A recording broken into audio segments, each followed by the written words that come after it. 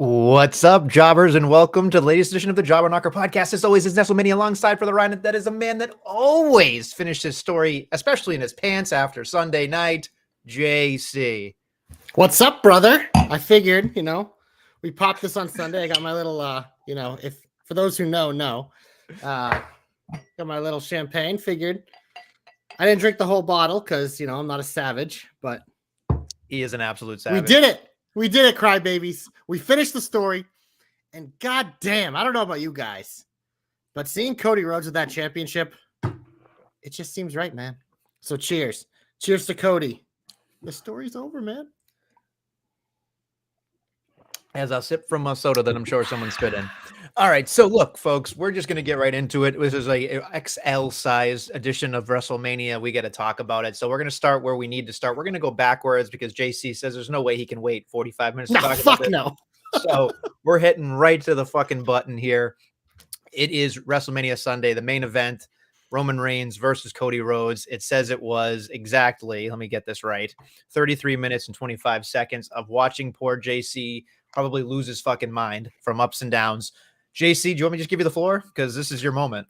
Well, there's a lot of things I think we can discuss here. I definitely want to hit the big picture stuff. I definitely want to hit the specifics. And I definitely want to touch on the Cody journey itself. But I think we just start with like the actual match, because to me, like, you obviously have an idea of what you want something to be in your head. And this was pretty much almost perfect. There were like little details, which I'm sure we'll get into. There was one in particular that I know you're very hot on, and me too, but in the end, it didn't bother me because it had obviously still had the same effect, but it felt, I was very confident. I've been confident, but once it starts, you get that little seed of doubt, but I was still very confident. Was I pacing? Of course I was. I'm always pacing, but I was confident. And you've been listening to this podcast, which I was informed we've been doing this shit 8 years. Today is the 8-year anniversary. So I am sorry for JC. 8 years with this. Look at what he's done to me. I bet JC hasn't been this happy since he lost his virginity. It's probably pretty close. I was probably more nervous about this, but I definitely knew what I was getting into more than in this one. That's neither here nor there.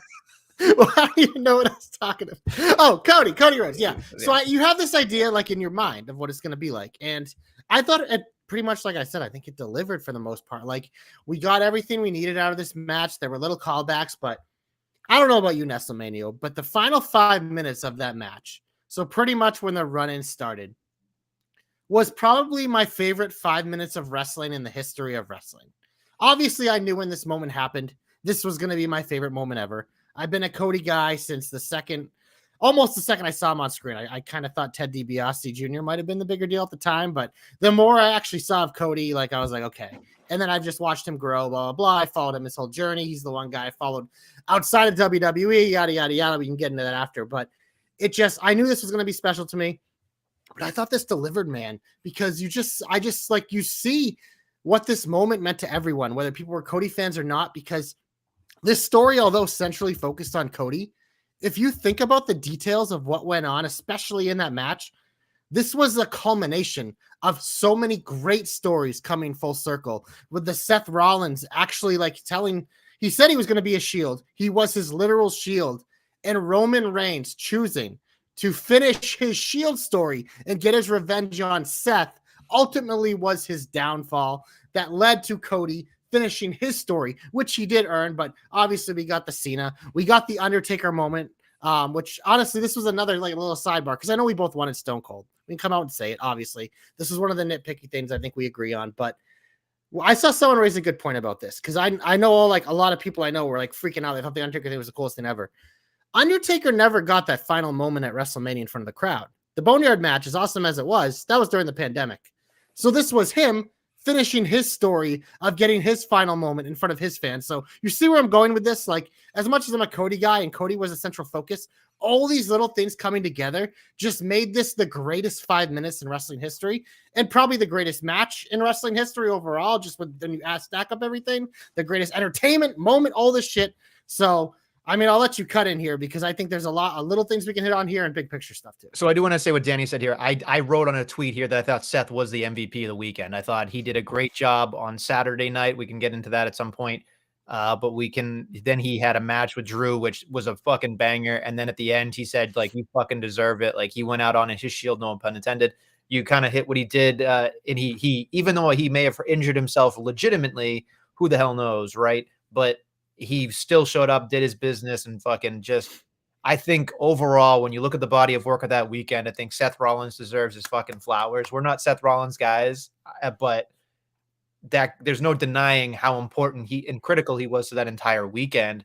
Not the story itself with Cody and Roman and Rock, but the McIntyre story, which it was everywhere. So I just think that he did a great job. And then, of course, Joe Pollock, of course, saying, hey, Samantha was the MVP. Depending on who you talk to, we all love Samantha. 99% of the world, I'd say 99.99% of the world agrees with that statement, Joe. We know one person who does not agree with it, but, you know, maybe if he shows his face, we'll call him out. But for now, I don't think he's going to bear witness to this at any point. But anyway, so the other thing I want to talk about is the Undertaker cameo, since the Joe did bring it up here. So I tend to agree with you that my expectation was Stone Cold. And you make a great point, JC, when you said that thing about him finishing his story. But the one thing that I thought about, and this is just me being me because I'm fucking insane, I know. But I look at it and I went, this is the final fucking boss. You're trying to put him on a level where it's like anybody, you know, steps up to the final boss, they get fucking bloodied, they get beaten, blah, blah, blah, blah. And then you have the geriatric jobber come out and give him a little choke slam. And he fell down, and that was it. He came out of nowhere and disappeared back to nowhere in Nestlemania. I can't believe you're defending The Undertaker. I will say this. I'll say this right now because there's a lot of tape of me shitting on this man. But he redeemed himself because in this moment, he did exactly what he had to do, and he got the fuck out of there. It fit his character. It fit the moment, and he did what he had to. So Undertaker, he has earned his good grace back in my mind. He has erased those shitty memories I have. God. We're even. So Undertaker balls in your court to never come back, and we're perfect. So my question is like The Rock gets fucking chokeslammed by him. There's no way the Undertaker can wrestle Rock at any point. It doesn't make any goddamn sense. There's no way to feud them. They needed an equalizer. Stone Cold clearly wasn't available. I mean, it is what it is. I'm sure that call was made, and he just didn't want to do it because you know how hard it was to get him out to do the Kevin Owens match, and probably the only other time he'll ever do a WrestleMania again is against CM Punk. That's neither here nor there. So who's the next guy on the list? It's The Undertaker, and it makes sense, and it works. And it's one of those things like they just needed that equalizer because who knows? We probably will get a Cena solo rematch, I'm sure. But it just that doesn't mean we have to. It was just that was Cena evening the odds, and it would like you needed an equalizer for The Rock to set it up, to leave it to Cody and Roman to make that critical mistake by choosing to hit Seth with the chair instead of Cody, leading to his demise. And leading to the greatest 3 count in history. The vigilante Undertaker. There you go. So look, besides that nitpickiness, like we talked about, 5 best minutes of professional wrestling, 5 best minutes of WrestleMania probably ever. Just watching the Usos go through a table, John Cena coming out, I was jumping up and down like a little kid. And then the solo fucking gets thrown through a fucking table. Then you hear the Rock's music. They face off the whole thing, and then the fucking Undertaker bit. Then it's fucking Seth Rollins, and then it's the fucking 1, 2, 3, and we all fucking explode like we did on our first night. And it's just like it's unreal and it's amazing. And I think the other thing that I wanted to point out here was we didn't get to talk about this. Was after the win. It was his mother. It was his wife. His wife showed up in the entrance. You know what I mean? It was that. He gave it to his mother, and then like seeing I'm getting goosebumps talking about it. I'm wearing a long sleeve shirt, but I take my word for it. I am getting goosebumps. And then you see all the baby faces pile out. Randy Orton, his mentor. He didn't think Randy was even going to show up. He thought Randy was going to be on his bus and leaving. CM Punk had to come out and do fucking Macho Man point thing, whatever. But like Kevin Owens, Sami Zayn, Seth the Rollins. handshake with Seth was a huge one, like that acknowledgement. And yeah, like Sammy, KO, even LA Knight was out there because he had issues with the bloodline, so he got to be part of it too. But it was cool. The only one missing, honestly, was Pharaoh. And Danny, I agree. Yes, if as the man who eliminated the Undertaker from the Royal Rumble, I would say Maven would have been the perfect choice if Taker was unavailable. That's true. That's very true. Oh man, but no, but again, that whole thing was great. We have to give a special shout out, acknowledge the tribal chief. I think. Did you see what he was doing during that 3 count Nestlemania? He was smiling. It was beautiful. It was over. It was beautiful because you get that combination of him knowing that it was over, knowing like and kind of like in those 3 seconds, smiling about how awesome his reigns was, how awesome this moment is, how this is something he'll be a part of forever as well. Because like I said, we're gonna always call it Cody's moment and Cody's story. But man, it was a moment for Seth. It was a moment for Roman. It was a moment for WWE, period, because they were big hammering this weekend, new era, and ushering it in. And Cody's kind of the figurehead of this. And to me, I kind of want to get into what that means now, too, because I think it's just like a thing that people say, like, oh, this is the new era. But the way I look at it is that I kind of want to, for me, I think of this era that we're at, like that we've entered under Triple H, that we've slowly worked towards to this moment. It's kind of like the real era. Because and the reason why I say that is because they obviously, these are characters. This is a television show. These are storylines, but they give you the pieces of the realness to these human beings along the way. And I think that's part of the reason why this Cody journey, I know for me, has been so special because yes, I know Cody Rhodes is a character on TV, but you really do get a lot of this Cody Rhodes real life stuff mixed in. And WWE isn't scared to quote unquote break a little kayfabe here and there, acknowledge certain things, say certain things, use people's names and stuff. It just little pieces when necessary that never would have happened in the previous era. So to me, like this was just the culmination of what we've been working towards. And now we're here. And I'm just so excited for the stories that they have yet to tell now as well, because we got rid of the big one. And that was my big thing last year. Why it was such a mistake is because I felt like we were just stuck for a year in like this purgatory until we finally did this moment. But now that we've done it, it's like now the world is our oyster again. Who the fuck knows what's next? And I think that's the best part of wrestling.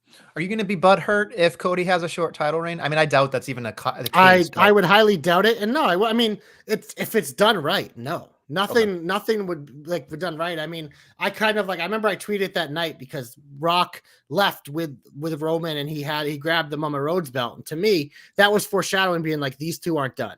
Because it's one of those things you could be like, oh, the Rock's just going to immediately turn babyface and blah, blah. I will get to Monday in a minute, but that was a little teaser where I'm like, okay, if the Rock isn't the next challenger for Cody Rhodes, he is going to be a challenger for Cody Rhodes. And that tells me that there's a lot of fun stuff for this plan for this reign. So I love that that's the thing about this Triple H era. You're getting these little pieces along the way to look forward to and speculate that, eventually they're going to follow through on, which they always didn't in previous regimes. Okay. Perfect. Do you want to talk about tag match and then we get the rest of it, or how do you feel? Yeah, we can hit on that here because obviously that was critical. That set up this bloodline rules. We expected it. The Rock pinning Cody Rhodes. I wasn't sure how they were going to do it, but the closer we got to it, the more it made sense. I think you were saying that the whole time.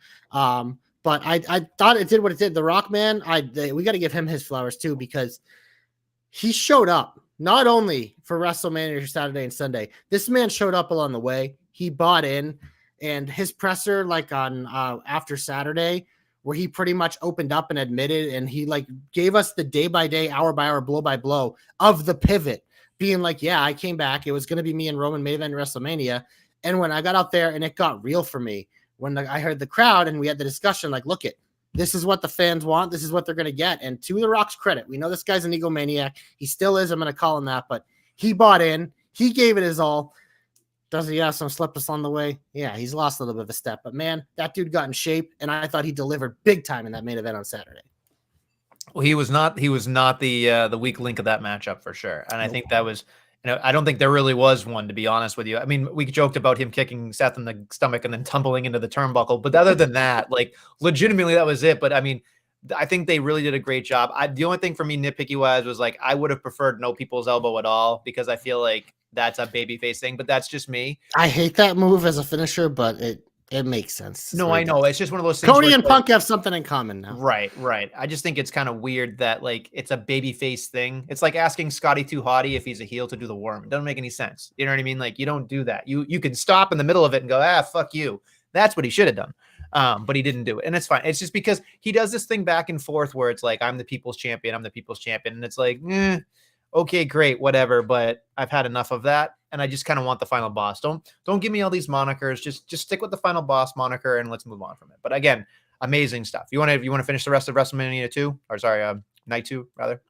Yeah, we probably should, because there was another awesome moment. If you follow me at JC of the JK on Twitter, you see my new profile picture. It not only includes Cody Rhodes, but also includes Bayley finishing her story with Io Sky and Damage Control, baby. I will say this match wasn't as good as I would have hoped, but the moment delivered. And Bayley's a deserving champion. I'm excited for this change up. I think it's a long time coming for her. This is the first time she won the title at WrestleMania, because when she got called up, she randomly won it before and then defended against Charlotte at Mania, and they kind of botched the whole thing. So this was kind of cool. I'm excited to see how her character is going forward.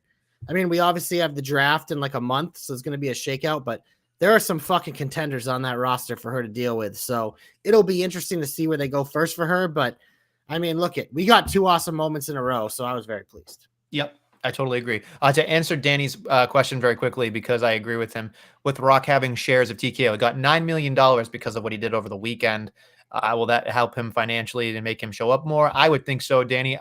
My thing is I just don't want The Rock to always interject himself into the main event. I want The Rock to be around and doing things, but I think like when The Rock's there, he has to be the main event sometimes. And I think for now, if Cody's champion, for sure. And then after that, we eventually to Roman. But no, I think that's absolutely right. And I think what I've noticed during Rock in this run and the way he talked, like, he really did enjoy this. Like, he has that itch again.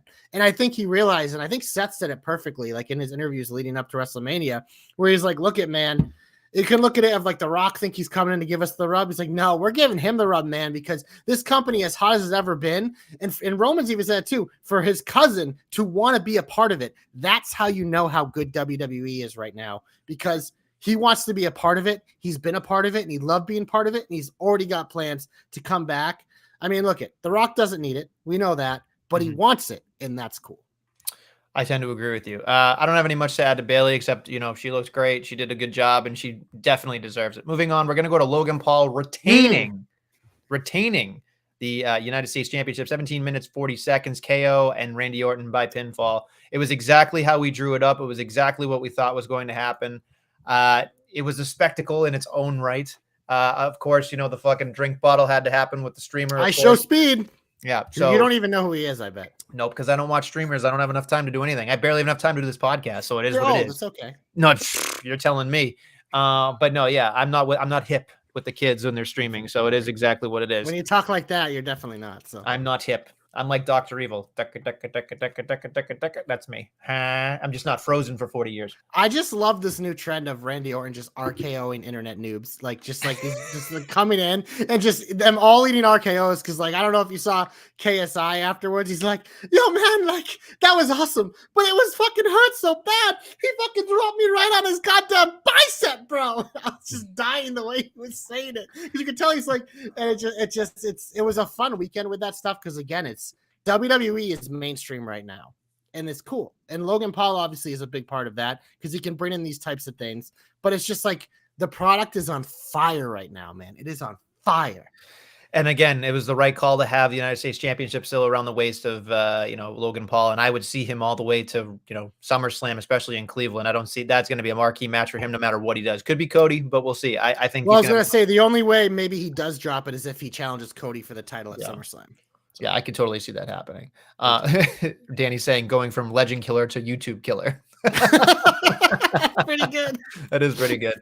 Moving on to the previous matchup, we had LA Knight defeating AJ Styles 12 minutes, 25 seconds. Now this one it seems like a layup to me. I appreciated the new song for AJ. It's not the song in TNA that he was using when he was a lone guy that I thought they'd be doing. Still a very cool, dark, rappy kind of rock song.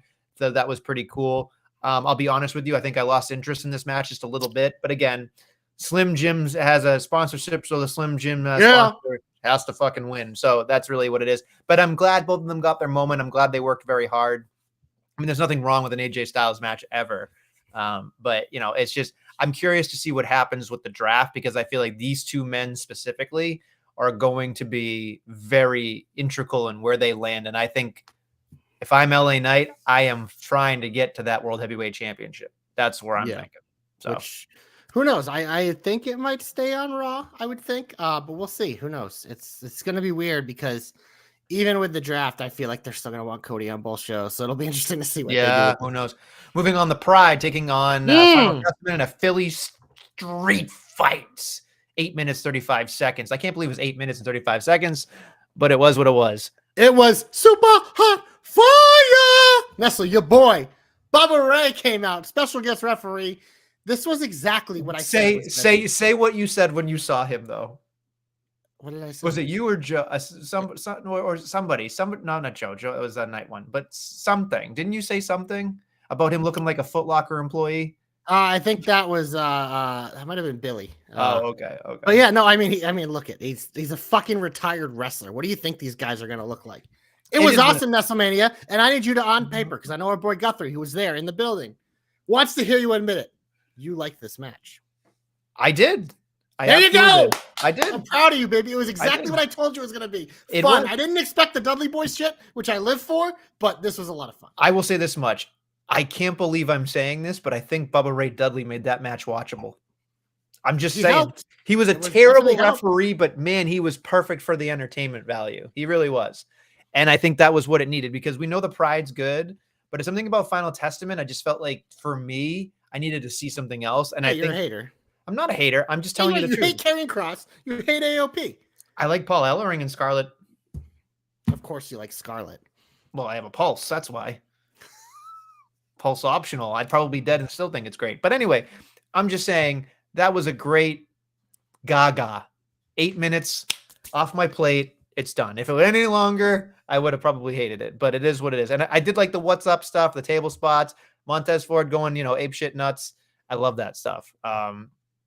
I just want to see where they go from here because I feel like it's always one of those things where you worry about like what's next for people. And we saw an NXT that Final Testament seems to be going to Tuesday nights for a little bit. So when you lose on the main roster, I feel like they've been doing that. You send them down to NXT to get their shit back, and they'll come back up for the draft. Get some wins. Yeah.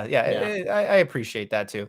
Moving on, we have Damian Priest. Well, I guess we should do Drew McIntyre and Seth freaking Rollins, 10 minutes, which was, again, a great opener. And then, of course, Damian Priest getting the cash in on Drew at 9 seconds after cashing in. It was 5 minutes of celebration for Drew McIntyre, who won his moment, which, again, huge moment for both of them. I did like the CM Punk thing, the swiper, and then the fucking taking off the thing, and then turning around with that smirk when the cash in happened. And I just thought there's so many things that, like Drew McIntyre tweeting in the middle of the matchup. There just so many little things here and there. And Bad Bunny absolutely torching him. Yeah, it was just so much shit that was so great. And I think, when you have like a perfect storm, like a CM Punk, Drew McIntyre, Seth Rollins, those are just so many great elements there where you're just like, I hate to put the pressure on them, but there's no way they can fuck it up. I would think, right? Like with people like that, they just can't. And I think when I sat there, I think I was watching it thinking to myself, CM Punk needs to be on commentary more often. We know that, but just the way he lends credence to people and gives them credit, street cred.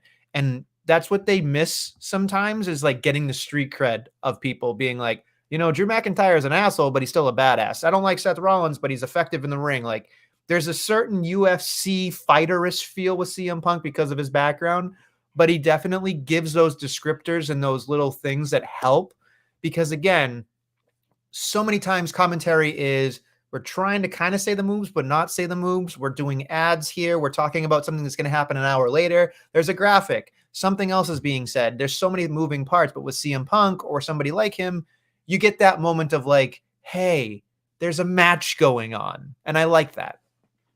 Yeah, this was perfect. I mean, I don't know if you remember what I said to you on Sunday. early. I'm like, it doesn't matter how obvious it is if it's good. Like it doesn't matter because they put in the work, man. The work was laid out for this one from everyone involved. All they had to do was execute it, and they did. Seth and Drew, fantastic match. Drew, after the match, going up to Punk, perfect. It was set up. Punk doing exactly what they had to do, being like, I can't fucking hear you, buddy. I don't know what you're saying. And then obviously we had an idea when he had the brace over the sweatshirt, like, well, that's coming off. So sets it up perfectly. His face when Priest music hits. It was set up for Priest to have the moment, take advantage of Drew. Much like Roman Reigns, the critical mistake of focusing the thing. This is the beautiful contradictory part of it is Drew was all over Seth about being distracted and not focused on the championship. What ultimately cost Drew was the distraction of CM Punk and him being more focused about rubbing it in CM Punk's face than protecting his title. And it cost him his title. So it just, this is beautiful storytelling. The work was laid out. Even though we knew it was coming, just like this, it didn't matter because if it's good, who the fuck cares if it's predictable, man? So they're clicking, man. They are clicking on all cylinders. It was good stuff. I would say that to me, I love Sunday night more than Saturday. But Sunday night was perfect, man. But that show was almost perfect. We'll go to Saturday. Sorry, we'll go to Saturday night. I'll start from the beginning this time. Rhea Ripley, Becky Lynch, 17 minutes and 5 seconds. Like you said, it was Becky's, Becky had strep throat, 102 fever. Rhea Ripley, you said this was supposed to be her moment. We go. No, I'm not going to get into the strep throat thing on there. You know what else Nestle didn't like? The constant weather updates. Oh, yeah. Dude, if I could put that in my heat right now. The fucking Weather Channel updates, every fucking matchup. I was just sitting there thinking to myself, it's not going to change. It's Philadelphia. It's going to be 40 fucking degrees. It feels like 37. We get it. It's fucking cold. I enjoyed it because every time they showed it. You enjoyed it because I hated it. You didn't enjoy it. You know what else I enjoyed? Watching you watch that Becky Lynch match. Because Nestlemania, how many leg drops? Oh my God. All right. Can you just say what you said in front of me and Joe? Like the minute she hit that. No, that second leg drop. So it is. This is how I describe Becky doing a leg drop. She does it like a lead balloon. She just drops. And it's like you say, to do an effective leg drop, there needs to be a little bit of, oomph. But she literally, it's like a. No, she fucking held the top rope when she did it. The second one was egregious. Yeah. But the fact that you started dying. You started dying. Because I'm watching you. And it's funny, that whole match. And you said it was a good match. We agreed. The first two matches on this card were good. Yeah. But I could hear you. You just, without even realizing it, you were getting exasperated. Every time Becky did something from her moveset, could just feel the tension on Nestlemania, just getting ready, because you could just feel it. You could feel it. And then him at the end of the match being like, yeah, it was fine. But those leg drops are terrible. Look, I'm just so glad that Rhea won, because like you said, Rhea needs it. Becky does not. Becky is bulletproof. Becky is HBK status, as we talked about. It's perfect because she can take an L. She's like the Miz. Next night, nobody fucking cares. It's absolutely insane. And I will say about Saturday and Sunday, the first two matches were fucking bangers. Like all four. The first nights and second night. They were awesome. They really set the tone. Moving on to the second one, we had our A-Town down and the ladder match and all that nonsense. Whew, nonsense. This was the best match of Saturday for me. 17 minutes, 25 seconds. This was interesting. So the execution, I'm curious, considering you had some worries about the execution. I'm curious what your thoughts were about it. So I think when I set it up, I was worried, but I'm like, if they do it where the heel team wins first, it can be kind of effective. And that's what they did. I mean, my hope, I didn't pick Waller in theory. I did pick Awesome Truth because I didn't think Triple H would do it. My hope was that it would be Waller in theory and Miz and R-Truth, and that's what we got. So JC was a very happy boy, but it kind of worked the way they did it. And one of my favorite parts of this match, and I rewatched it because it's so good, is after Grayson won the title, he had it on his shoulder, and even when he took that spot through the ladder, he still kept the title on. It was like someone who's like, I know I'm gonna die, but I'm going down with my baby. And it's just like, I was like, this is why this kid is so fucking good. It's the little things. He thinks about them. He realizes them and he fucking does them. And it's just like, that's what's going to make him such a big star in this goddamn company. And yeah, this was awesome. And because it just, I look at, do I love the idea of them doing stuff like this Probably not, because I think the execution can be clunky. It definitely worked for me a little more because they were the ones who won, but it was important that the heel team won first because it sets up the babyface moment for the end of the match, obviously, which was awesome. But it's not something I think they should do all the time, but this is how I think they had to execute. I think we got out of it pretty unscathed. But yeah. I said to you, is JD McDonough taking a fucking oopsie daisy on the fucking top rope? Just let me be part of it, friends. I don't care what it is. Watching the air raid from Ciampa was fucking incredible. Watching Johnny Gargano doing the DDT through the table outside where the guy said, how's that fucking fake? That shit's got to be real. And just everything in between with the comedy spots and the other things. And these people just going balls to the wall. So was it a clusterfuck? Sure. But it was a good clusterfuck, right? Like we all enjoyed it.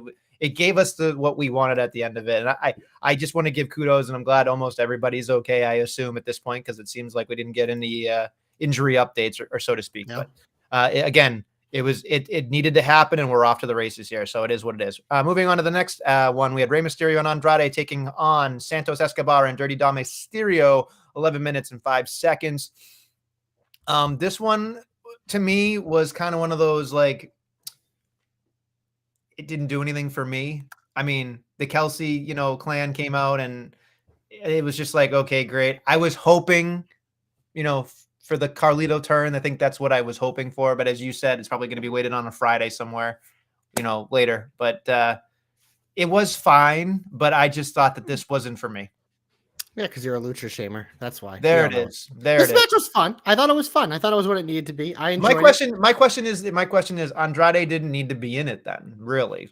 I mean, I think it would have been fine with Dragon Lee, but I'm happy Andrade was in it because Andrade is one of my favorite guys to watch, and the guy deserved a WrestleMania moment. He hasn't had one yet, and he got to do it like with Ray. Dragon Lee going to have a lot more WrestleMania opportunities as a future of Lucha Libre than Andrade just based on age. So I thought this worked for what it was, and yeah, I mean, it's just Andrade need to be in it because it's setting up the Carlito angle. Again, it's like, even though we can see the story a mile away, when it happens, I don't fucking care because it's going to be good. So it just, this was something where we got a cool payoff, and Ray and Dom in the ring together is always a win.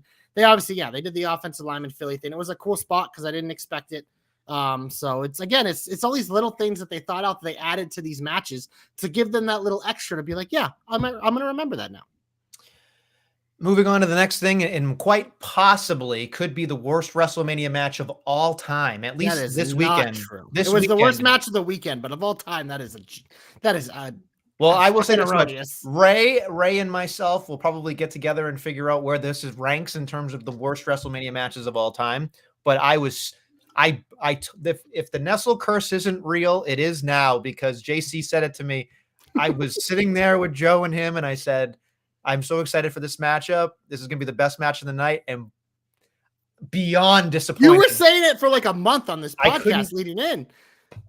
I was so, like, the amount of super kicks and not even clunky is the word. It was so discombobulated. It didn't even make any sense. I think it hurt my feelings. It hurt my feelings. For twins, they have absolutely no chemistry, which I thought kind of hit it on the head. But again, I think I said this to you that night. I'm like, it's weird because we expected it to be good, but at the same time, like, how many times do we see two guys that wrestle the same way have a match and it's not good?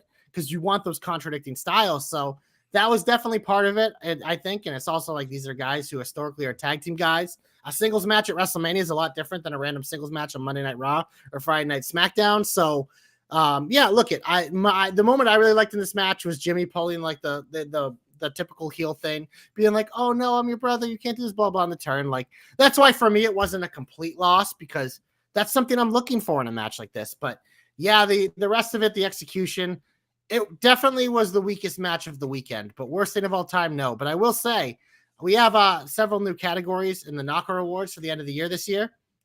This is a nominee, baby. There's a tease for you. I can't wait for what TJ and JC, the TJC, is cooking. But no, this upset me so much, and it made me feel like this is why I can't get excited about stuff. This is outwardly get excited. I can keep my containment for other things, but this hurt my feelings in so many ways, and that's disappointing. Disappointing. Moving on next, we have the big three of Jade Cargill, Bianca Belair, and Naomi beating Damage Control in 8 minutes and 5 seconds in the shortest match of the weekend. Didn't really need much, because all it needed to be was a win for the big three there, because as we talked about, Naomi don't lose, Belair don't lose, and Jade ain't gonna lose her first fucking match on fucking WrestleMania. So and Asuka don't win. Yeah, so there you go. It was a perfect storm. Wink. It was a terrible wink, by the way. Anyway, that was bad. There you go. That was even worse. That was creepy. There's a GIF for you. No, I don't really have anything else to say. And here's the final thing we get to talk about. Sami Zayn defeating Gunther, becoming the Intercontinental Champion, dethroning the longest reign of 666 days, 15 minutes, 30 seconds. I loved what they did beforehand with the kid and his wife and go win Bubba. And then the KO fucking probably busting his eardrum, slapping him, telling him I love you, go fucking do it. You know, Gable doing the thing at the end. You're on your own tonight. Like, that was great cinema, great lead up to it. And then the ending of it with the fucking brain buster was cringeworthy, of course. And of course I, had to watch like this through my hands, because I always get nervous for anybody that's doing anything in the ring.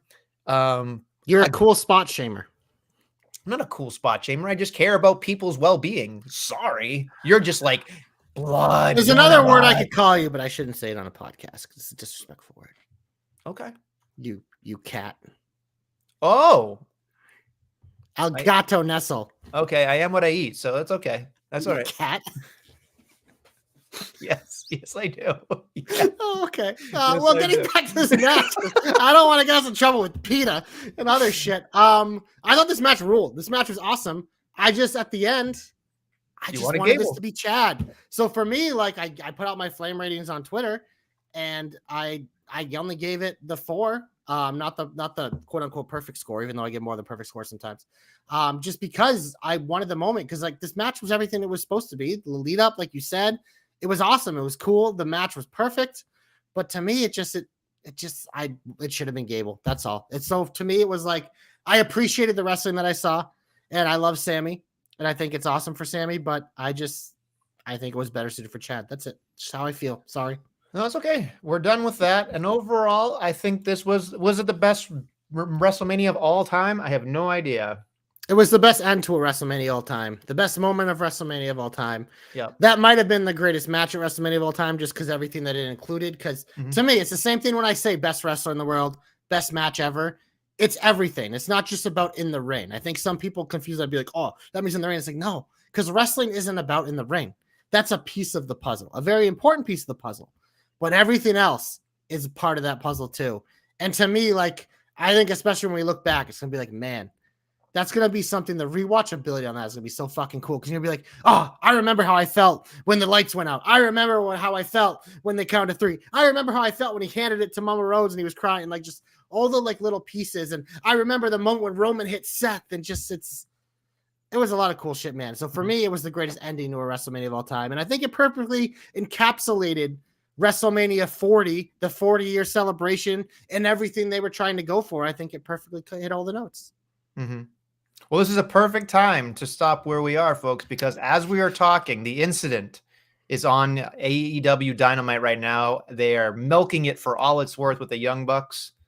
I'm going to tell you what I see when I tell you this. I don't have I could show it to you, but they're just literally jerking each other off in the fucking the locker room talking about stuff. So it's just, I'm looking at it and I'm thinking, I'll let you know when I see it, but they are going out of their way to talk about Jack Perry and talk about how it reminds, they are reminded of themselves when they see Jack Perry and the whole thing. So I don't know. It's good heat.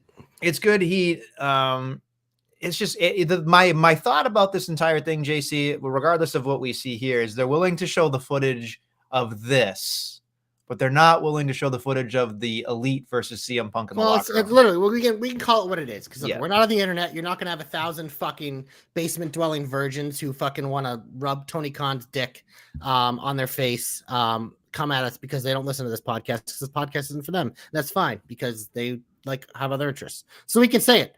This is Tony Khan. Like, it's a direct response to CM Punk absolutely trashing him and burying his company, and him being like, you know what, whatever. And it's also, he gets to mix that with his favorite thing, shameless promotion for his product with something, and he will do anything he can to get the attention. Would look at, as a promoter, that's something you go for. I'm still a little bit in doubt that it's going to be exactly what they say it is, but It's just like, I think we can call it on the carpet. We don't need to sugarcoat shit here, man. Our listeners are intelligent, even the ones like, okay, we still like AEW for the most part, but we're allowed to shit in it, just like we shit on WWE when it's not good either. I mean, this podcast started Nestlemania, that's mostly shitting on WWE until it got better. So we're allowed to do that too, but I think we can call it on the carpet because did I do a good job stalling? Have they done it yet? They're showing the video right now. I'm not seeing I can't hear what's going on, but I can tell you right now, there's a lot of people backstage. They're only having a conversation right here. That's it. They're just having a conversation with a bunch of people around them, and you can see them talking about it, essentially. This is crazy to me that they're actually showing this when two people are not even on their actual TV. They're not doing anything with it. CM Punk is still the biggest draw for AEW, and he doesn't even work there anymore. It says a lot about their roster. They need MJF back desperately. Yeah, and LB pushed him. And so he pushed him, he grabs him, and he puts him in a chokehold. Samoa Joe is right there and fucking breaks it up. That's pretty much, he punched him once. Exactly what he punched him once, and then he goes ballistic on Tony Khan, and he tells him probably he's a fucking clown. That's all that happened. Choked him, punched him once, and that was it. That was the end of it. So that exactly was what we were told it was. Yep. So it was short. Told the truth. Very short. Yeah. Now I don't know what the you know what? This isn't the first time an incident like this has happened backstage. It's been far worse. It's just in this era in that locker room, man. It just all he did was choke him, and Samoa Joe was right there. Yeah, exactly what Punk said happened on Helwani's podcast. So hold on, they're saying this is not the worst part, however. Oh, okay. Jesus Christ. The whole thing is blah blah blah blah blah. I'm trying to read what this says. This is where I think there we go. Creating a wrestling show named Collision for him. Okay, so now they're getting into that whole nonsense too, but hey. This to me, I don't know. I feel like when I'm looking at this, it was unnecessary. Like it didn't do anything. It's got people to talk about AEW, pay attention to AEW a little bit in the biggest week for WWE. That's all it was. And it probably got them a few extra viewers tonight. It's going to get them a lot more engagement on social media, which at the end of the day, that's what they're trying to do. And the fact that they can't do it on their own with the people that work for them and telling good stories on their own and having good wrestling on their own, it's kind of sad. And that's, I think, the biggest issue with AEW is because stuff like this is more important to them than the other stuff. And when you accentuate that as a company, that's, again, how we look at you as fans. So, I mean, it's kind of amazing to me. It's kind of amazing to me that it's just he wrecked Jack Perry. Like that's what he did. Like he choked him and he fucking gave him one good punch and that was it. Like, and that's a fireable offense anyway. So I don't know, like, you know what I mean? Like, I mean, Punk said he's like, I knew I was done, but he's like, it just, I think he was ready to be done before that. And this just gave him an easier way out. I think the hardest part here is just, what do you do with that? Right? Like, what do you do? It's the people who were pro CM Punk before are still going to be pro CM Punk after. The people who were anti CM Punk and Tony Khan dick lickers before are still going to be anti CM Punk and want to suck Tony Khan's cocaine laced cock even more. My question is, by doing this, you don't get more fans. So why do it? Like the whole thing is to get more attention. It's just shameless attention because they're trying stuff and it's not working. But instead of trying to focus on the important things and the things that have more lasting power, like the people who work for you and the stars that you have, the stars you invested in, older stars, newer stars, this is how they choose to, it's one of the many reasons why AEW has had trouble taking a step above where they are now. Fair enough. Well, JC, you did want me to remind you that because we did have the end of our predictions for the year, it is now the ceremonial time for me to put the jacket back on. Dun, dun, dun, dun, dun. Shoulder pads are back for the docked. Dun, dun, dun, dun, dun. Wearing maroon red. It should be a green jacket because it is Masters Week. It is the Masters, but I don't have a green jacket. Yeah, when I win next year, I'll have a green jacket. Yes, green, red maybe jacket, I'll try green this jacket. Year. Who gives a shit? And maybe I'll try this year, Adam. And maybe I almost beat you without trying. Well, your heart was just as good as your brain. You were 3 behind me at the end. It's okay, or 2 behind me. Anyway, our boy Daniel from overseas. That's right, Danny Grimwood. Follow him at is it Danny Fabs 3? I can't remember. Danny Fab, I believe. Danny Fab. I thought it was Danny Fab 3. 1N, of course, because he's the best. He asked JC for my address and sent me this present. He said because I won. This is a live box opening. I can't wait for it to be a rubber chicken. I really hope it is. Just to tell you how much he loves me, he actually labeled it. I'm not going to show you my address. It says Mr. Adam Britt Shamer Nessel on the package. So I'm sure Amazon had a good laugh. So here we go, folks. Do you know what this is, by the way? Those poor people in the warehouse who get paid minimum wage did not have a laugh at all. Did you know what this is, by the way? No. You have no idea what this is. I have no all right, idea so you're getting a live react from me too. Okay, and you. All right, here we go. Like I said, I think it's a rubber chicken. I'm gonna laugh. It's a rubber chicken. The fuck? Is it a rubber chicken? It's a WWE. There you go. Oh, who's on it? We got Bianca, Cody, Cena, The Rock, Becky, and Roman. Is this WrestleMania 40 Monopoly? Yeah, I think so. I wonder if Cody's got to be the board. Well, he should be the boardwalk. The ultimate WWE champion has. Well, there you go. Oh, that's cool. I'll have to play that with my wrestling friends. Interesting. And your kids to kick your butt at it. Well, my kids don't like to play by the rules. They're definitely my kids. They're smart. Well, yeah. Does it say anything on it? He says, congratulations on your predictions victory. You deserve it, from Danny Grimwood. I don't know about the deserve it part. I do deserve it. You did win. You did win. Yep, I did win. So Daniel, thank you for that wonderful Monopoly that I cannot wait to play. This is going to be so fun. I could bring this at Proving Ground sometime when I'm stuck waiting for wrestling to start. Great. Imagine a bunch of wrestlers playing a wrestling game in the that'd be great. I can't wait. Anyway, Daniel, thank you for doing that for me. I'm sure my wife's going to look at this and go, why the fuck do you have that? But whatever, it's fine. It's wonderful. I mean, she looks at you every day, especially with your freaking, I'm Nethel. I'm Nethel. Hey, I'll tell you this much. My wife knew what she married, and let me tell you, she loves it. So, I mean, that's what she has to tell you. Listen, some people find me charming. Not a lot, but some. So, anyway, let's get into the regular part of the program. Enough about me being amazing. Oh, boy. Always in the shine, unlike Nessel. That's why we did it before the shine. Always in the shine. Cody Rhodes, Nestlemania. Because this is where I think we can talk big picture stuff. Yep. Because, man, they kicked off Raw with the biggest babyface bullshit I've ever seen in my life. And I fucking ate it up. That video package. Oh, my God. I fucking bawled.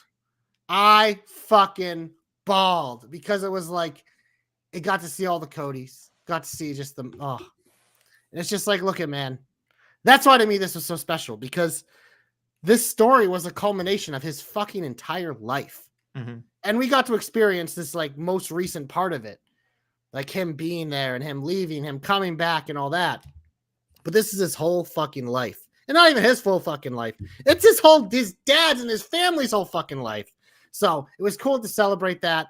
Was it extra over the top sappy? Absolutely. But I was okay with it. But yeah, I mean, obviously, like, you look at it, and Cody had that ridiculous amount of like merchandise sales at WrestleMania and all this. And it's a weird thing to say WrestleMania because we've had the Cenas and the Austins, but in the era of success WWE's in right now, Cody Rhodes statistically, in terms of draw, money making, and all that, he's going to be labeled as the most successful like superstar ever.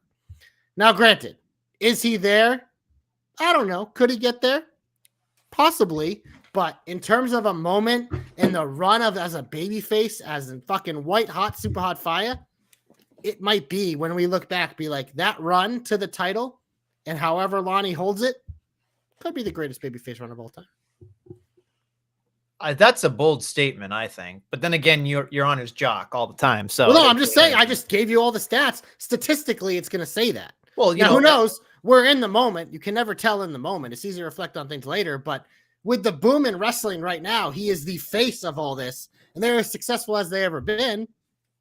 I think he deserves a lot of credit. I'm just saying, how much does inflation have? And so I think if they did the inflation for Austin, the inflation for Hogan versus this, or in Cena, I would be curious. It's fair.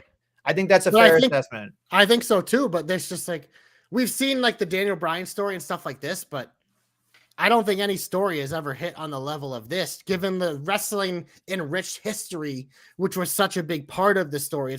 It became like a story about Cody Rhodes, but it started as a boy trying to come for his dad who was a wrestler. You know what I mean? It's just with all the layers of it, I think when we look back, it won't be as crazy to say, because in the moment, like I said, it's hard to tell. And there's a lot of people like don't pay attention to wrestling a lot, and they come back for the big shows and they're like, how the fuck is mid-card Cody doing this and that? So they have the jokes, but I think for a lot of people who have gotten back into wrestling or the younger generation, they never see Cody as a mid-card. They see him as the greatest thing in wrestling. So I think it's just an interesting perspective, and I'm curious how it's going to look in 10 to 15 years, but statistically, he's going to look like the winner. And I just think, to me, as someone who, the reason why I loved Cody and The Miz, part of it was because they were awesome, but it was also because they got so disrespected.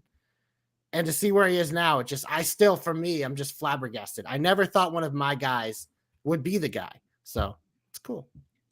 It's a bold statement for you to say that, because in my head, it's like, it's hard to think that Cody's on the same level as a Rock, Austin, Cena, Hogan kind of thing. But he might be the best baby face to That's what I said. It. I said this is the best baby face run. And look at, man, people were fucking chanting Rocky sucks for him. So I'm not saying he's better than The Rock, but it's just like that comparison. It's like they imagine if that could have been anyone, because The Rock's one of the most, if not the most popular superstar of all time. It's like if that was fucking Stone Cold or Undertaker or even Cena, it might have had the same thing, because that's how hot people wanted this Cody thing. So I'm really interested to see how this solidifies in history, because I think especially for people our age who grew up with Cody and saw Cody just not being the guy for so long, I think it's hard even for me to process. But when I just try to like look at it as a grand picture, I'm like, we might look back and it's like, this might be the legacy. And it's insane to me to think that my boy Mustache Cody and Mask Cody and fucking Stardust Cody and AEW getting booed out of the building with a feud with Anthony Go-Go Cody, like, it's the same motherfucking Cody. It's wild. Do you think that there's going to be a Cena feeling eventually for him, where fans will eventually turn on him a little bit? Like, we know the kids will love him no matter what. We know there are fathers that or our mothers that will love him because of that whole thing. But in terms of the 18 to 30 whatever demo, do you think those jock sniffing fucking basement dwelling virgins are going to end up booing him like they did Cena?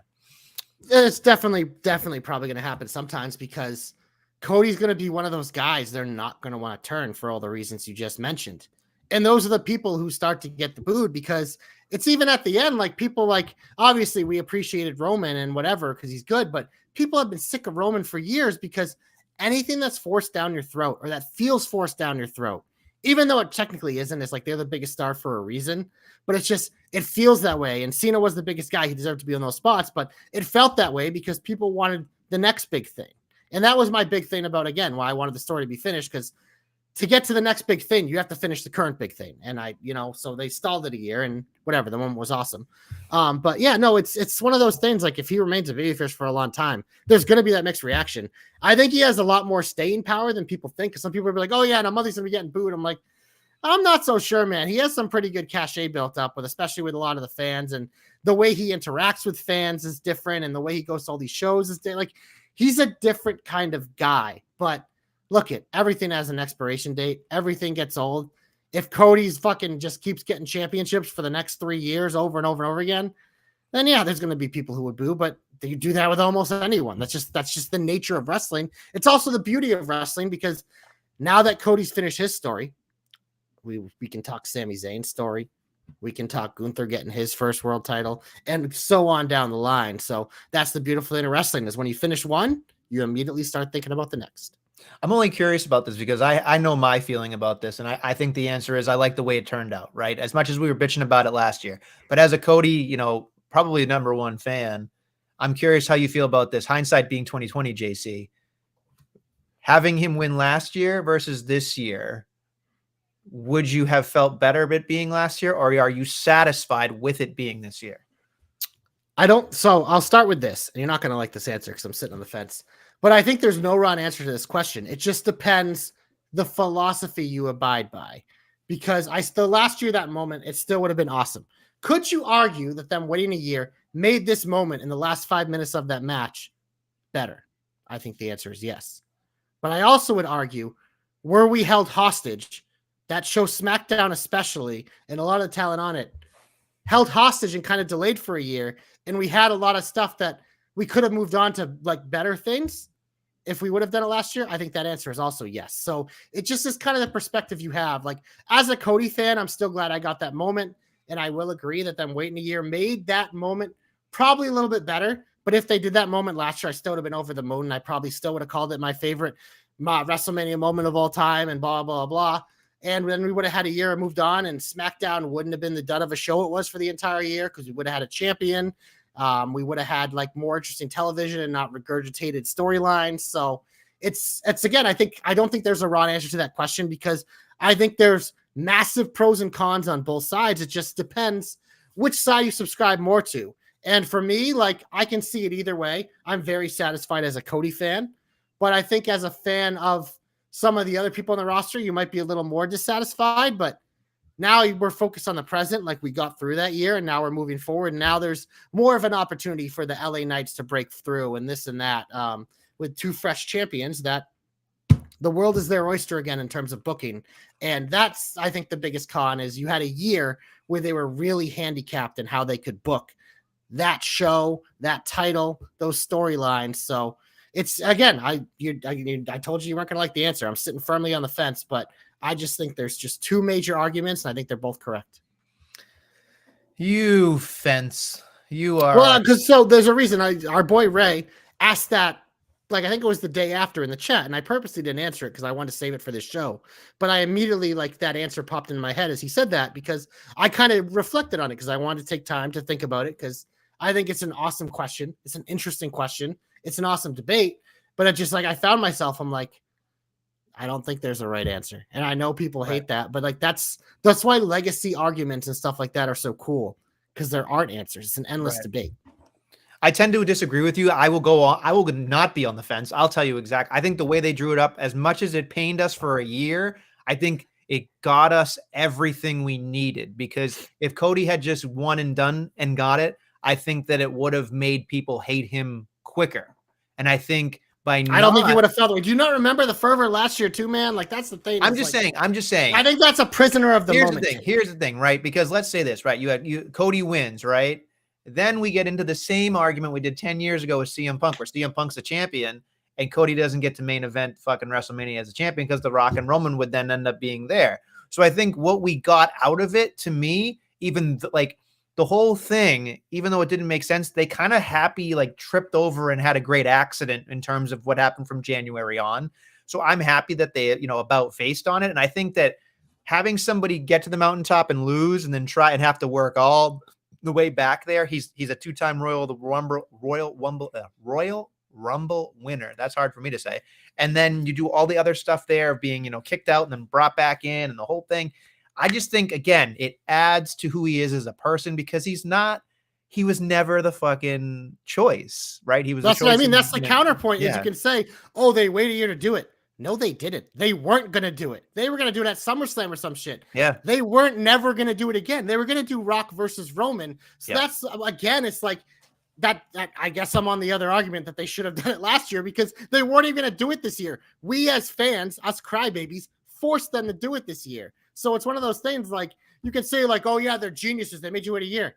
No, they're not fucking geniuses. They lucked into this because we fucking demanded it. So again, that's why I say, like, it's a very fucking convoluted answer, because there are so many variables, and I'm glad it worked out, but I still think, like, it's like we had a year of, like, sacrifice of people, like, getting, maybe not whatever, like, certain things, especially SmackDown. That was not a good show this year. We came on this and bitched about that show every single day last year. And if you can look back in hindsight 2020, be like, oh yeah, it was worth it, then whatever. But it's just it's hard to choose one night over fucking 365 is my point. Yeah. But again, as a Cody fan, I'm grateful because I got it. We won. We fucking won. They tried not to do it. We made them do it. They love doing it. And we made it the most successful fucking end of WrestleMania ever. You're welcome, Triple H. Shout out Crybabies.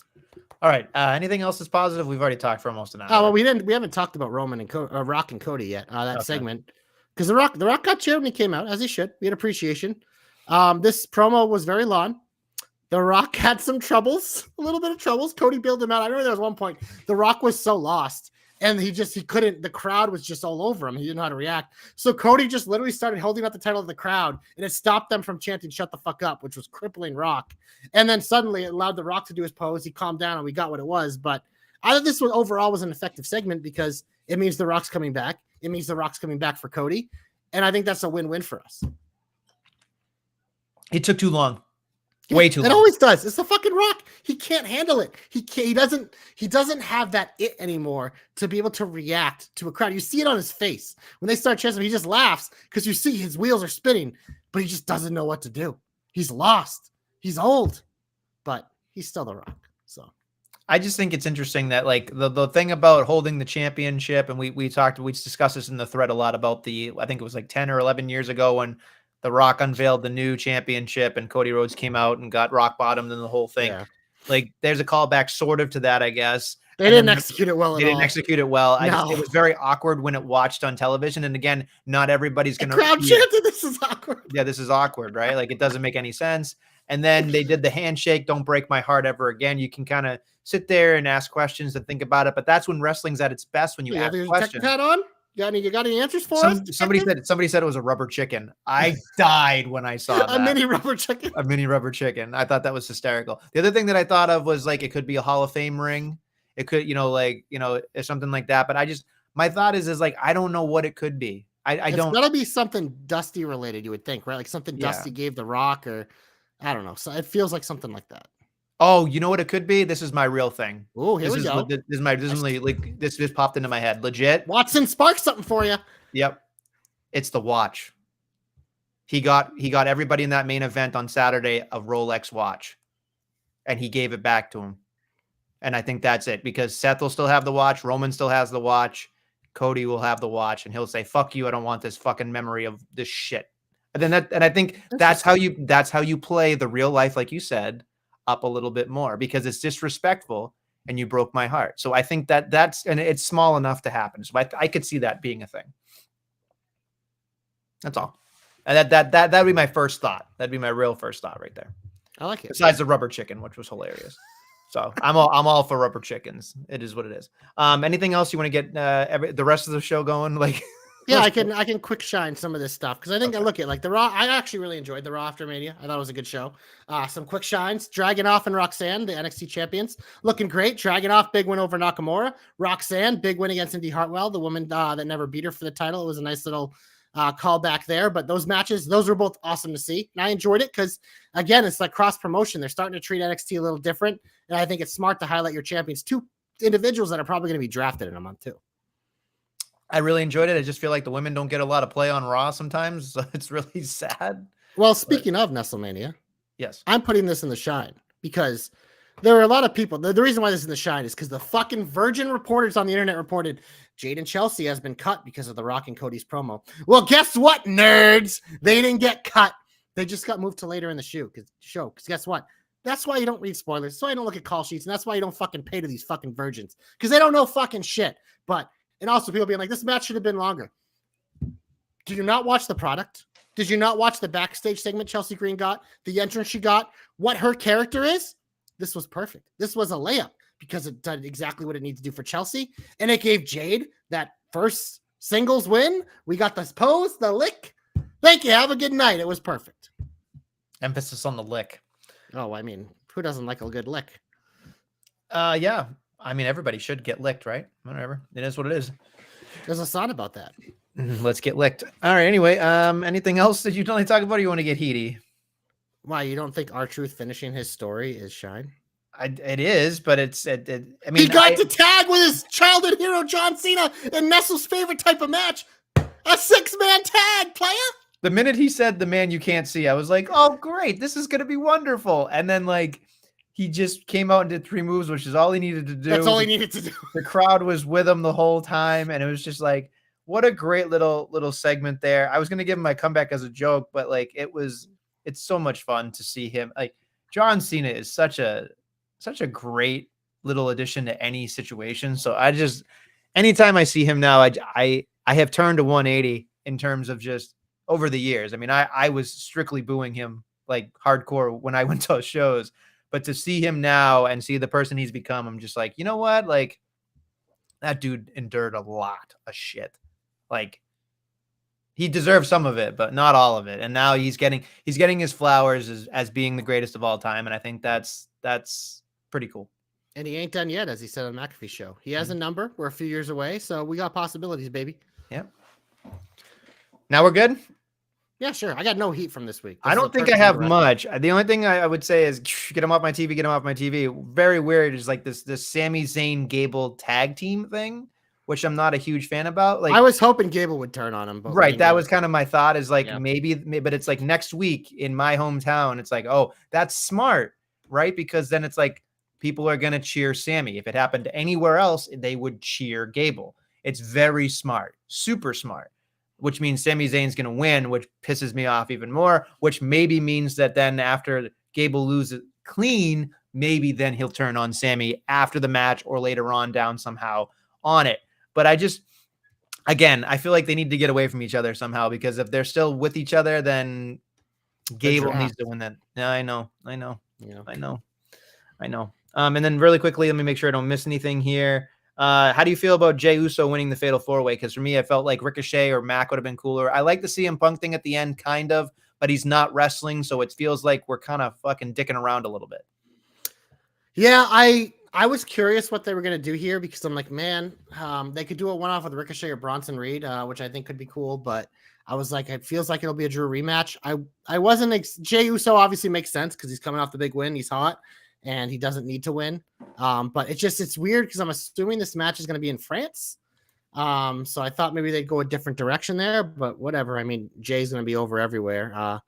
Even with the French accents, they're still down since day one-ish and can go like this. So, but yeah, it was, it's interesting. It's interesting. Yeah, I don't know. I don't really have a take on it yet. I'm curious to see how they do it, but I was surprised. I was a little surprised. All right, well, that's pretty much it. I don't really want to get too much into anything else. I think SmackDown was, not necessary, so it is what it is. You didn't watch the Hall of Fame, but Paul Heyman had what people said was one of the best Hall of Fame speeches of all time. Because he swore? Because he swore, essentially. You can suck my dick is what he said. He made I'm a Paul Levesque guy. That was pretty cool. He did his ECW stuff. Again, he's a very entertaining human being, but he did go first, which is thank God for me, because I wanted to go to bed. I did not want to wait 5 or 6 people deep to see him talk. So thank Christ he talked first. But to me, I looked at that Hall of Fame and I went like, cool for everybody involved. But like, there's something about it for me, I think, and I don't think they're going to be able to fix it now that WrestleMania is 2 nights. But I feel like they got to figure something out, because it's having people do 2 hours of SmackDown, then stay for the Hall of Fame is really tough. It's really fucking I think the people who want to do it, look, this is kind of my thing of the wrestling now, because we are in a wrestling overload. And we even talked about this WrestleMania weekend. Like, it was a lot, because you go from SmackDown to the Hall of Fame, then you got NXT during the day and the night one, and then I think they have the Slammy Awards. So if you're someone who wants to watch wrestling nonstop, you get to. If you don't want to, you don't have to watch. I had zero interest in the Hall of Fame. Didn't watch it. Saw the Heyman clips I needed to see. Whatever it is, I didn't feel the need to watch it. If I did, it's there. Because there are people out there that aren't as busy as maybe you and I are that would love to just watch wrestling type things all weekend. Mm-hmm. And they were served. So that's just the way I look at it. That's how I feel with AEW and all this extra shit. Like, it's there if you want it. You don't have to watch it though. So. Let me ask you this, because it felt like, with the exception of the Andre the Giant Memorial Battle Royal on Friday, a lot of it was maintenance, right? A lot of it was just packages or people talking. I mean, WrestleMania is the next night, bro. Right. So my question to you is, should they forego that SmackDown and then have it start at 8:00 and then everybody's happy? No, because I think it is a nice kickoff to the weekend. And I don't know if you noticed, but I noticed the theme for SmackDown and Raw. People who competed on SmackDown and Raw were people that were left off for WrestleMania. So they still got to be a part of those big crowds in WrestleMania weekend, which I think is cool and awesome. Like, that's why you saw Nakamura, even though he lost, it's like he got to be in front of a WrestleMania type crowd on, you know what I mean? So that's more of the way I looked at it. And I think it's a nice little appetizer, because it's like, it is mostly maintenance, but you kind of want to set things up. But I also think, like, the reason why you have the Andre Battle Royal, you're giving everyone a chance to be part of the weekend, because rather than have fucking 7-hour shows Saturday and Sunday, it's like, you make Raw and SmackDown part of it. So that's the way I look at it. Fair enough. Just curious what your thoughts were, because sometimes I feel like it's overload and I do want to see a lot of it. So yeah, it is tough. Want to get hopeful? Yeah. Glorious. Can we go first? You want to go? I'll go. We talked about France. That's the next PLA in May. It's about a month away. Do you see someone's underpants? You're not funny. But yeah, I know what you're going for. I'm going to no-sell your joke. You didn't no-sell it. You said I'm not funny. He looks like he's gonna cry in his little maroon jacket. Gonna knock you down a bit. As someone has called me before in this jacket, the maroon buffoon. That's pretty good. So there you go. Feel free to yeah. There you go. Speaking of buffoons, I'm looking at we got split tag titles now in Nestlemania, which means SmackDown can have some tag team titles defended. And I don't know if you guys remember this. I remember it. But they did live events in France last year. And there was a certain man who was fucking cheered like crazy. And even he was shocked by it because it never happens for him. Baron Corbin in Nestlemania. Wow. Was beloved in France at this live event. They were cheering for him. They loved him. Obviously, the man's in NXT right now. The man just lost his NXT tag team titles to his partner, Braun Breaker, who is already on SmackDown. And now that we have two separate sets of titles, Waller and Theory are going to need someone to defend against. You know, the most likely scenario is Braun comes up as a single star, whatever. But what if we give the Wolf Dogs one last run in all France? Baron Corbin's adopted hometown, which means Braun Breaker's going to get cheered, which is what you want right now anyways. And Waller and Theory, two of the best in the business. We know Waller and Braun have chemistry. Theory has chemistry with everyone, and Corbin as well. I want to see that match in Nestlemania. One last run for the Wolf Dogs against Waller and Theory in Baron Corbin's hometown of France. Hashtag JC knows. Hashtag JC hopes come true. I'm going to try not to do a French stereotype, but I'm excited for it. That's what I want. That's my hope. You were going to say something about cheese? I was going to go like, oui. Who doesn't like that? You did it. You did it. You said you weren't gonna, but you did it. I know. You say I'm not funny, but then you do that, and then it's like, it is what it is. I'm just a man. I'm just a man. You're just one man. Just one man. Sorry. My hope is the draft's in a couple of weeks, folks. And I thought about this very quickly, and it's definitely something that gets me excited. We always talk about the draft. I think we do our draft every year. We should. That's fun. It's always it's good time. I demand the number one pick this year. Because you lost a prediction, so I guess because I want to pick Cody and you can't have him. You gotta pick Cody. Okay, sure, you dick lover. What a dick rider over here. I'm absolutely a Cody dick rider. Till the day I die, baby. I'm crying, baby dick rider. Woo woo woo. I'm sorry, that's the wrong writer. For me, I was thinking about the draft, and I thought about all the possibilities, the potential possibilities that the draft can have for all of us as fans. The one thing, I have a couple of things here that I think are definitely going to happen here. I think what we're going to see is the World Heavyweight Championship goes to SmackDown. I think that Cody is going to stay on Raw as the WWE champion because Netflix is going to want the big fucking star on Netflix, and they're going to just say, "Fuck you, Fox. Have fucking Damian Priest and everybody else." That's fine. So LA Knight can stay on fucking SmackDown and try to get that fucking shit going. He'll get his moment there at some point. I think Gunther stays on, goes to SmackDown. That happens over there. Yeah, I think they're going to keep Cody and Gunther away from each other for a while. The other thing that I think is not necessarily a possibility, but something that will absolutely happen here is I feel like everybody, with the exception of Rhea Ripley, is going to go to SmackDown. I think Rhea Ripley will stay there or vice versa. Something's going to happen where Mommy is going to be plucked out of the Judgment Day and then it's going to fall apart. I could see somehow all of the goons on SmackDown coming to hang out with Dom. I can see Damian Priest getting kicked out. I just feel like the draft is going to kill Judgment Day in some way. And I'll be curious to see how it happens, but I wouldn't mind the tag team of a JD and Finn together. I think that's pretty cool. I think that's pretty interesting to me, but I think for me, I've had enough of the Judgment Day. They're good, but we want to see what Priest can do on his own. We want to see, we know Mommy's mommy. I kind of want to see Dom hold up his end of the bargain and be a leader of a faction there, like we talked about last week.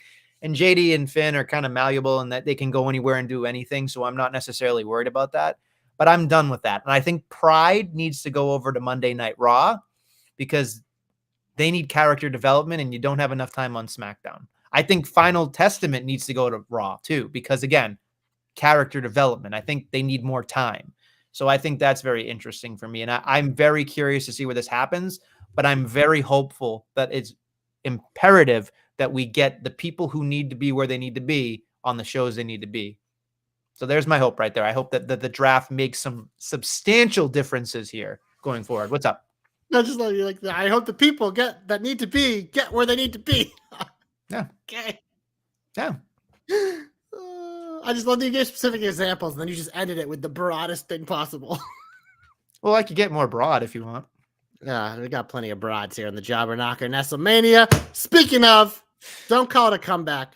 My comeback this week is going to the MVP of WrestleMania weekend. That's right, Samantha Irvin.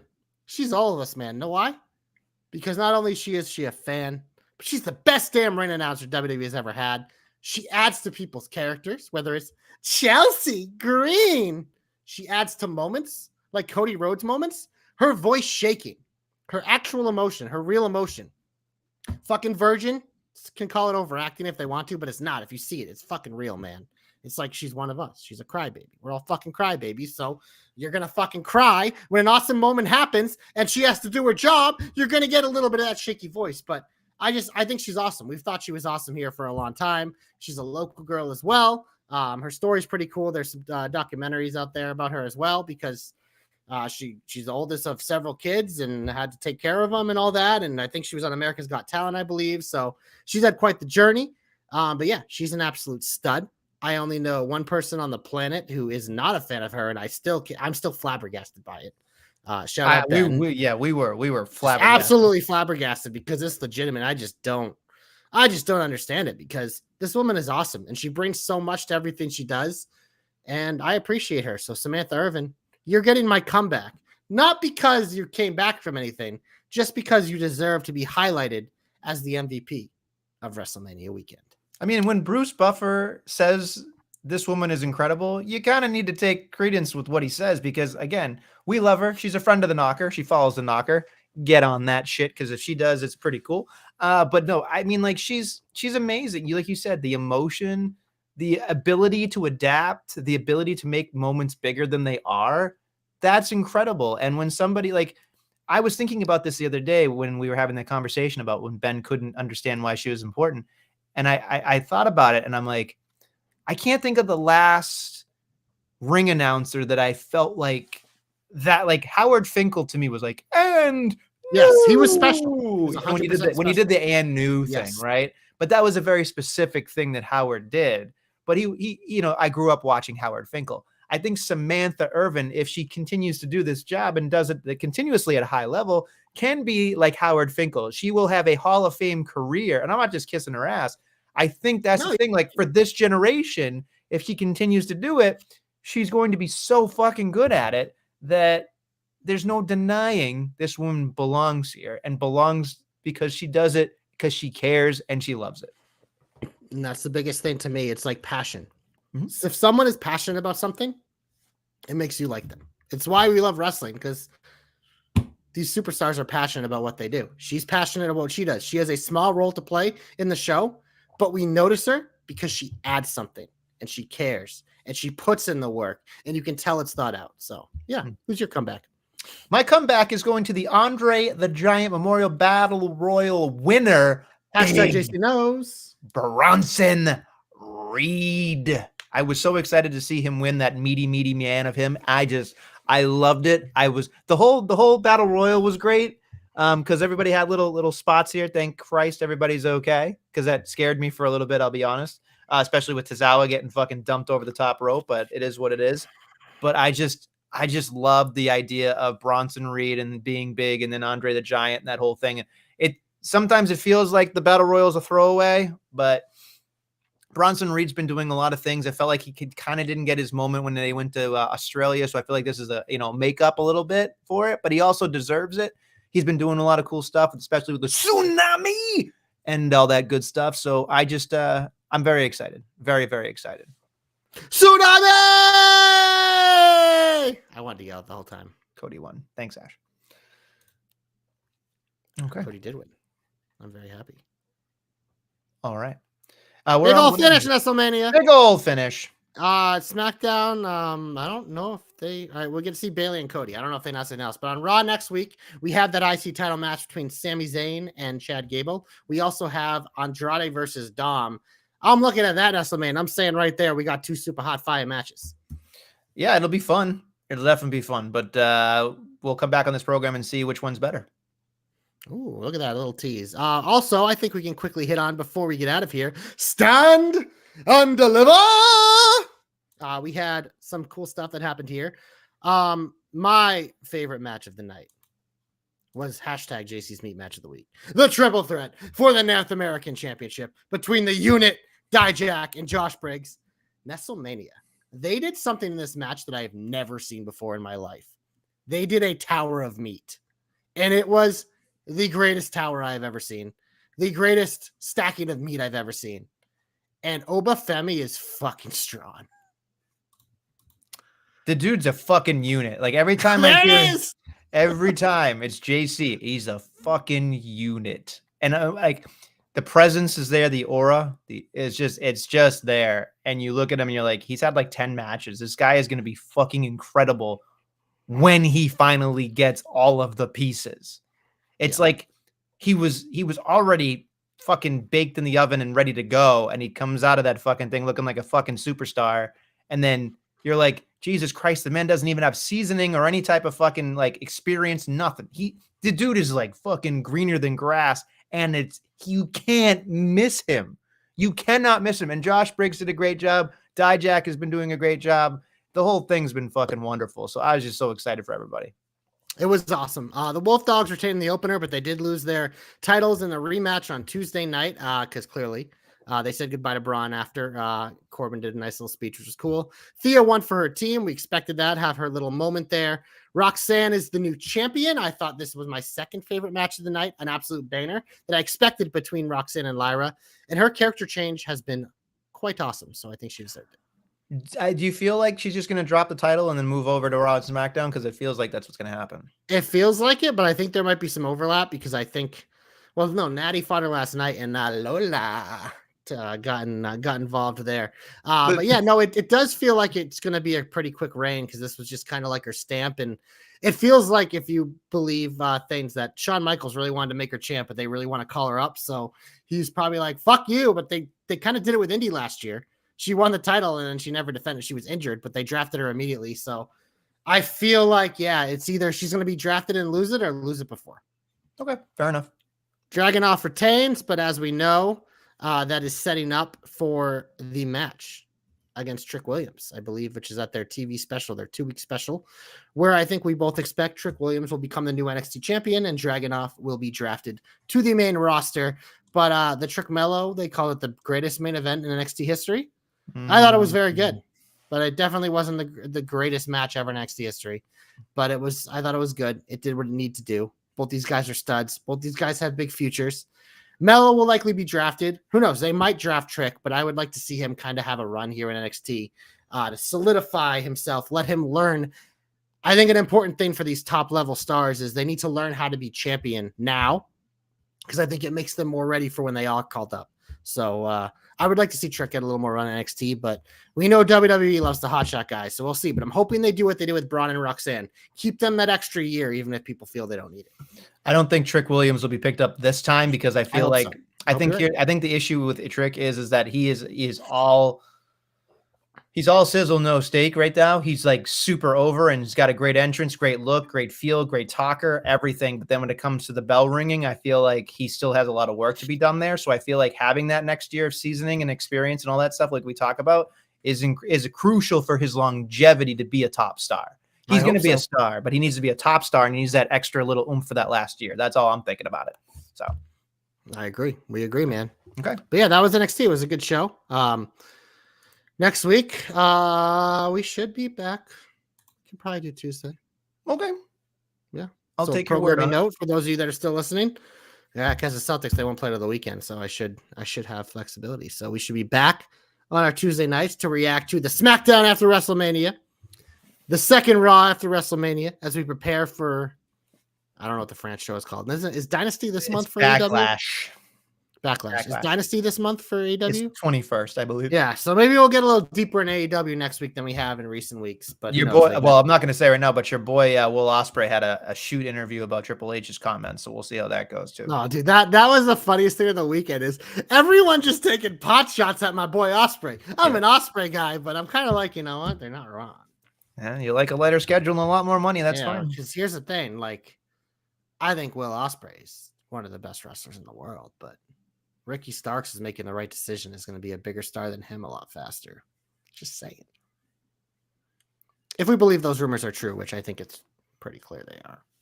When I do this, does it look like I have one giant unibrow? You look like an idiot. All right. On that note, I think we're done, yeah? Yeah, we're definitely done. Okay, thanks. I'm exhausted. On that note, thank you for listening and watching the Jobberknocker podcast. We'll be back next week with some more Jobberknockery. Adrenaline in my soul, something, something champion.